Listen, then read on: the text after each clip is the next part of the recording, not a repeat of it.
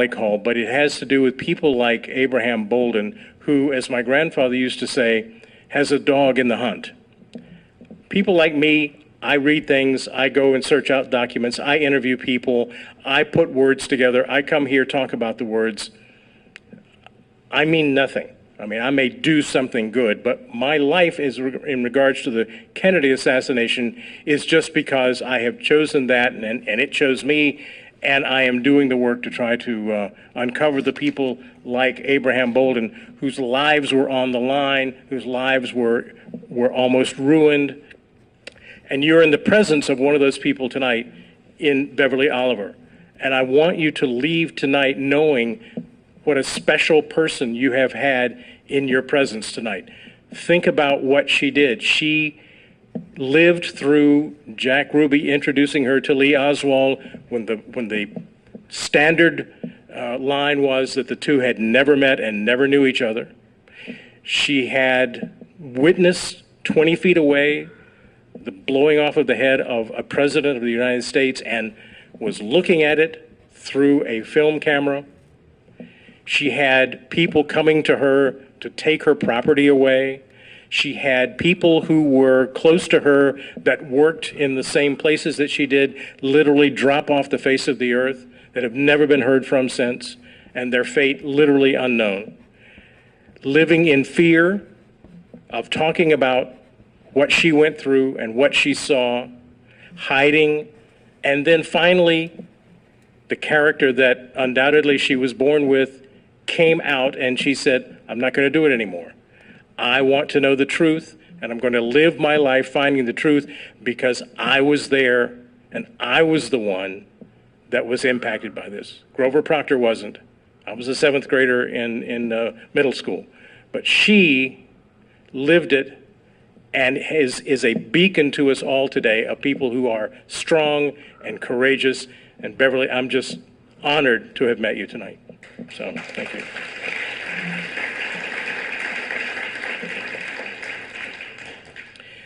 So, that gets us up to the late 70s.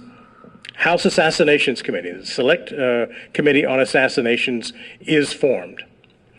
And there's a John Kennedy assassination side, and there's a Martin Luther King assassination side. The John Kennedy assassination side was headed up by Chief Counsel Robert Blakey. You'll hear about him again in just a minute. And they had a large staff, and they had initially a lot of money in their budget. And initially, the idea was, we'll get all of these ideas that have been floating around, and we'll flesh them out, and we'll see if there's really anything to it. Well, with that as their goal, a man at a private research area, the Assassinations Archive and Research Library, that's what it's called now, had a different name then, went to the files and found not the original of the affidavit, but the original carbon copy. And I know it was because I've handled part of it. I had actually had it in my hand, thanks to them. And they photocopied it and they sent to the House Assassinations Committee, and to their credit, they assigned a senior counsel and a staff to find out what was going on. And that's how we've gotten most of the information that we have today, was through their work. Now, I want to warn you, a year and a half later, when their final report came out from the House Assassinations Committee on the Kennedy side, there was not a mention of John Hurt or Alveda Treon or Louise Swinney or Raleigh, North Carolina at all. But that doesn't mean the staff wasn't busy. And that chief counsel or lead counsel for that group, a woman by the name of Sorrell Brady, I understand an extraordinary attorney, did produce a lot of work and produced a 24-page report on it at the end. Never saw the light of day. When I began to research it in 1980, that report was probably about a year and a half old. No one had ever seen it except the senior people. And so as part of my initial research, I contacted Robert Blakey and I said, I want to know everything that you know. And he sent me a copy of it. And I have reproduced it. I've typed the entire 24 pages out, plus all of those footnotes. and it's on my website. So now, finally, it's published. But here's where we go from here. They wanted to know who is the man that was being called, and here we get to Act 3, where we're gonna really climax this thing and find out where we are today. Who was that John Hurt that was on that slip, and why were there 2 telephone numbers? Well, a very, very, very, very good question. 2 phone numbers, so they called Southern Bell Telephone Company, which was the regional bell in charge of North Carolina and other states at that time, and talked to a woman named Carolyn Raybon, and that name will always be in my brain because I can't believe the answers that she gave to a congressional committee. They gave her the 2 telephone numbers that had come on that slip, and she got back to them and said, "I'm sorry, but those numbers are officially unlisted. They were unlisted in 1963, and since they were unlisted, that means that the party who owned them had requested that, and without a court order or a congressional subpoena, I can't give you the names associated with it." So they had subpoena power. They got a subpoena. They sent it to her. She was very happy, and she told them that the first number was for a John D. Hurt, and the second was for a John W. Hurt, both living in Raleigh, and that's all the information that they had. Now, I thought it's really strange that both numbers would be unlisted, because that was not done capriciously and by a lot of people at that time. So I had an idea. I was in Hartford, Connecticut still. I called my parents living in Raleigh, North Carolina. I said, "Would you do me a favor?" "Sure." "Would you go to the public library and would you get out the phone book for 1963 and would you look up the name Hurt and tell me what you see?" And there they were.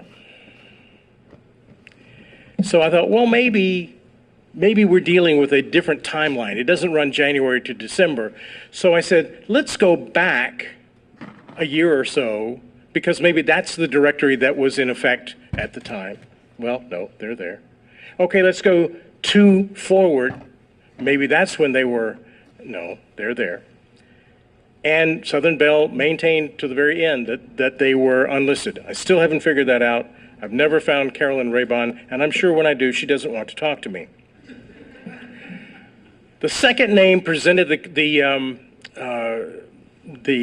House Assassinations Committee with very little problems, because they decided basically to ignore it. In the entire 24-page report Sorrell Brady wrote, she mentioned the second phone call second phone number exactly 4 times. One to say that it was on the slip itself. Okay, well, we knew that.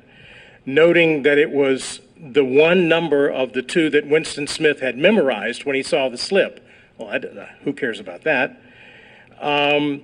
Third thing was that when they actually ended up talking to the first John Hurt, that he didn't know the second John Hurt. Okay, who cares about that? And let's see, the fourth thing was that John Hurt on Wake Forest Road did own that number. Wow. I mean, that's all they did. But a wonderful and prize-winning, award-winning journalist in North Carolina, in Raleigh, and I happened to publish our Raleigh Call articles on the same day. Now, he had a different slant from what I did, but he did something that none of the rest of us did. He found John W. Hurt, who had been a 24-year-old auto mechanic working in a tire recapping business on that day. So it's probably not who Lee Oswald was calling, especially when they found out at the House Assassinations Committee who John D. Hurt was. And let me tell you who John D. Hurt was. First of all, thank you, Ancestry.com. We have wonderful pictures. That's in this lower left-hand corner, that's, of course, John Hurt on the right, and his sisters in the middle, Diantha and Ruby on the left. So let's get our bearing here. On the evening of November 23rd, Lee Oswald, supposedly a lone nut with no connections to anybody, doing this for his own reasons, decides that he needs to call John Hurt in Raleigh, North Carolina. John Hurt, who incidentally had been a special agent for the United States Army Counterintelligence Division. Shades of Schweiker, who didn't even know that when he made the statement, of Oswald having the fingerprints of intelligence all over him. Well, that seemed like it was almost either too good or too bad to be true. So they pursued it. As it turns out, he was a very, very complicated man. He had been in the Army counterintelligence during World War II. He'd served both in Germany and in Japan. As part of his work in Japan, he had uncovered a huge silver bullion cache that the Germans had sent over there as payment for them to keep them going in the war. That was down to him and his work. He had gone into that after having graduated from the University of Virginia with an undergraduate degree in law. But as he told me when I interviewed him, I never practiced law. When his career with the counterintelligence had ended in 1947, he was offered a commission to stay on as an officer and continue to work in counterintelligence, and he turned that down. And given the way his life went after that, it's probably a good thing, because starting in about the early 50s and certainly by the mid-50s, his physical, mental, psychological, and just about every other kind of health had deteriorated to the point that he could no longer hold a job. Psoriatic arthritis had completely taken over his limbs to the point that they had to amputate many of his fingers. He had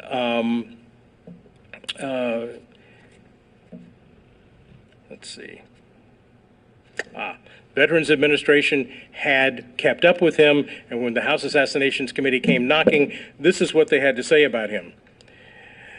VA contained Hurt's separation quality record, which identifies Hurt as having served as an investigator of accidents and sabotage.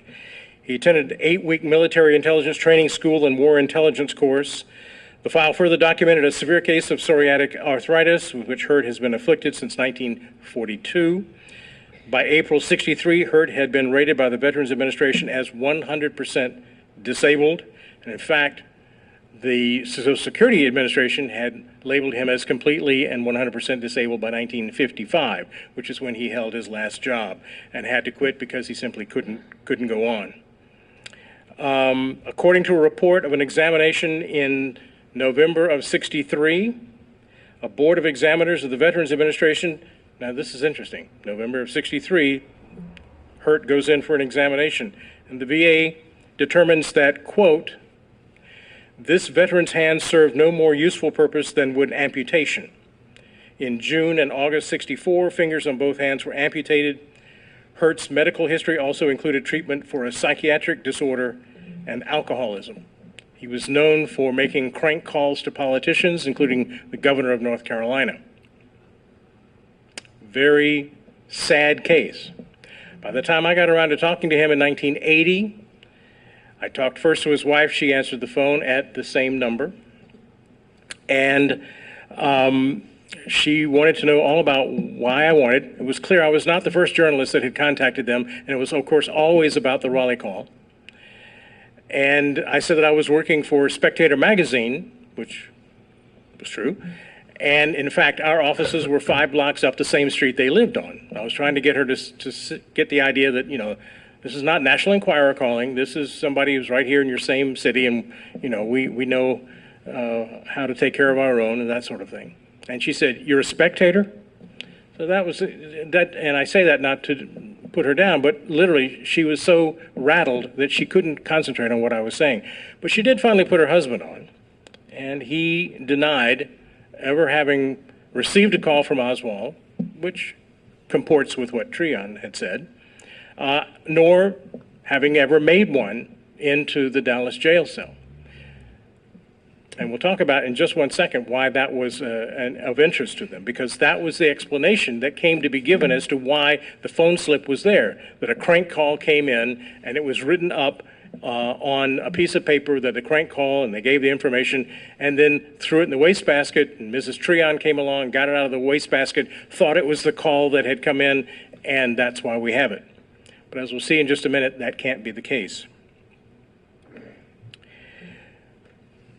John Hurt, a little bit of bio here. State Bureau of Investigation was very interested in this man because of his attempts to get hold of government leaders. He was very upset that the governor didn't come to his local precinct meeting one time. And so the governor sent out a couple of his aides to go to his house, talk to him, try to, because, they were in the same party, wanted to get him to understand that the governor was busy, but he really supported what he was doing.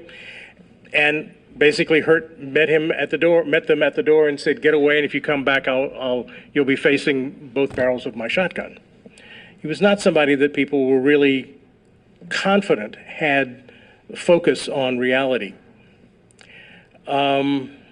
This last at the bottom down here on the right, diagnosed as manic depressive, paranoid, and dangerous to society. So that's the man that was called. So the question became, was the call incoming, as in a crank call, or outgoing? And remember, let's go back to the affidavit for just one last time. Mrs. Treon had never seen that affidavit. Clearly, it came from someone who knew her information, apparently not completely accurately, but they knew enough to type 2.5 pages, legal-sized pages, of what she had said. So when the House Assassinations Committee, deciding to pursue the Raleigh call, got in touch with Mrs. Treon, they said, "Well, in your affidavit, she said, I never signed an affidavit. I've never seen an affidavit. I've never given an affidavit." And they said, well, we have it here. It wasn't signed, but it has your name. She says, "I've never done it." So they sent her a copy. Again, a copy of a copy of a copy. And they said, "Would you please tell us what is correct and what is incorrect? And for the things that are incorrect, would you write in the margins and tell us what is correct?" Well, in the original, someone had gotten the idea that Mrs. Treon had gone rooting around in the trash can in the switchboard room after Mrs. Swinney left to get some information to write on that slip. And Mrs. Treon wrote back that section, crossed it out, and said, "I would never have gone to the trash can. I didn't need to go to the trash can. I was listening to Oswald's voice tell me the information that I wrote down there." Before that information became known to the public, all we had was the idea, well, maybe she did go to the trash can and maybe there was a possibility of an error. And 2 or 3 really big-time and well-respected assassination researchers thought that must have been the case because it really didn't fit their particular pet theory otherwise. But now we know that that's not the case, and that 2 women, not just one, heard Oswald give this information and attempt to make this call. So I think we pretty much decided now that as Blakey did, having known about the corrections to the affidavit, Blakey and Sorrell Brady and all the others at the House Assassinations Committee fell over themselves saying how much they believed the call was real. It was the direction was outgoing from the jail, that it was troubling and possibly sinister in its implications. And so now we know they were correct. I think I had mentioned Anthony Summers and Robert Blakey. Summers is the book that I first found about the area code 919. I called him, and what he told me at that interview that I didn't tell you before was he said, "I'm sorry I put that in the book." I said, "Why?" Thinking, there goes my big story. He said, "I'm sorry I put that in the book because, the more I think about it, there's no real way to substantiate it and corroborate it, and it doesn't sound right, and, everything else in my book is just nail, nail, nail. Everything's is solid, but that's the one thing." And I said, "Well, I appreciate that, and I will certainly, in the article that I write, I will certainly show your doubts." And he thanked me, and that was it. Within a week, he had called me back, which was a shock in itself. He called me back and he says, I've changed my mind. He had been on an interview panel, I think on the Today Show, with G. Robert Blakey, the chief counsel of the House Assassinations Committee. And as they were literally walking in the parking lot, he said, to get to their respective cars, Summers mentioned to him about the Raleigh call. He says, I'm just sorry I put that in my book. And Blakey said, why? That's one of the most important things we discovered. We just couldn't write about it because we didn't know why Oswald did it, but we're absolutely convinced that he tried to make the call and somebody blocked him, and it was to this John D. Hurt. And they stood and talked about it, and Blakey convinced Summers, and Summers to this day, I saw him just last year at a conference in D.C., says, absolutely, that's Blakey and you were right. Now, that's the only time my name and Blakey's has ever been put in the same sentence, but there you go. So we come now to the finality of it. We know that Schweiker said that he had reason to believe that Oswald had the fingerprints of intelligence all over him. So what does it mean? Why would he have been calling someone who had been in intelligence in the past? What's the connection? There's absolutely no connection that John David Hurt has any known activity related to the Kennedy assassination. Just simply none out there. And probably wouldn't have physically been able to do it anyway. Well, we called another man. We called a man, and I believe this is the next slide. Yes. We were told to call Victor Marchetti, who had been one of the chief analysts and ran agents in the Central Intelligence Agency, who had left, had written a book called The CIA and the Cult of Intelligence, which was the first book in the United States to be subjected to pre-publication censorship. And we were told if anybody knows what's going on with why Oswald would have called Hurt, he would know. So we called him. We asked him, and he says, I know exactly what's going on. One of the things we found out about Victor Marchetti is he doesn't doubt himself very much. I know exactly what was going on. He says, I don't know Oswald, I don't know Hurt, but I know exactly what was going on. Okay, please tell us. He says it's standard operating spycraft. If you're trying to run an agent and you have a feeling that this agent may be doing something dangerous and may get caught or have trouble of some sort, the one thing you don't want is to have that person calling you, his handler, directly. You don't want that. So you create what is known as a cutout.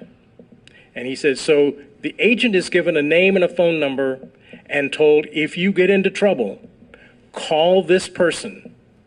He'll know who you are, he'll know to call me, and that way I'll know you're in trouble, and we'll come get you. And he said that's exactly what someone had done to Oswald.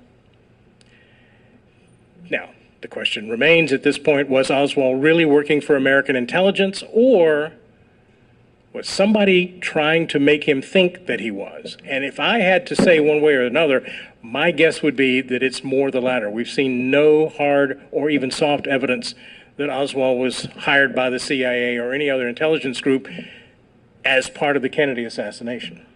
But the other thing that Victor Marchetti said about Oswald was that, the Office of Naval Intelligence in the late 50s ran an office in Nags Head, North Carolina, which, by the way, also had area code 919 at that time.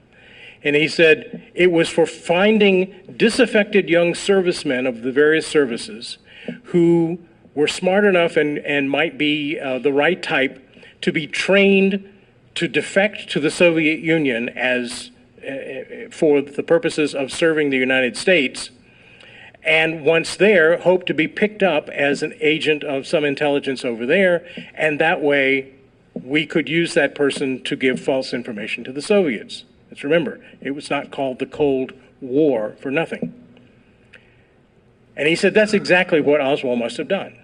And as it turns out, in the recent years, we've actually found two pieces of evidence to indicate that Oswald actually did that. The first one, researcher Mark Lane talked to a man who was a former Marine, had served with Oswald in California.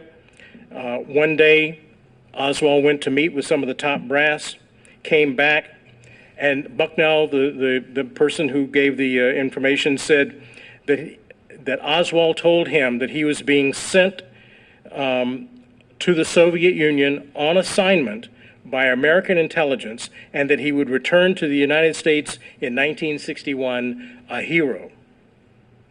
Another one from a former CIA pilot, Tosh Plumley, testified in 2004 with the following statement. When I later learned Oswald had been arrested as the lone assassin, I remembered having met him on a number of previous occasions which were connected with the intelligence training matters, first at illusory warfare training in Nags Head, North Carolina. So here we had some young man, if we want to take this picture that's being presented, who, as far as we know, was a very happy Marine, given the opportunity to serve his country in a clandestine way. And he came back. He wasn't picked up by Soviet intelligence, so he came back. He's going around trying to find who he is and what he can do, and gets caught up in something that he has no idea what the outcome is going to be. And because there has been this little taste of cloak and dagger in his background, it would be very easy for someone who knew what he was doing to try to convince him that he was working for American intelligence. A man by the name of Antonio Veciana was a Cuban anti-Castro refugee who had come to this country and formed an anti-Castro regiment of people who were willing to do whatever it took to try to get rid of Castro.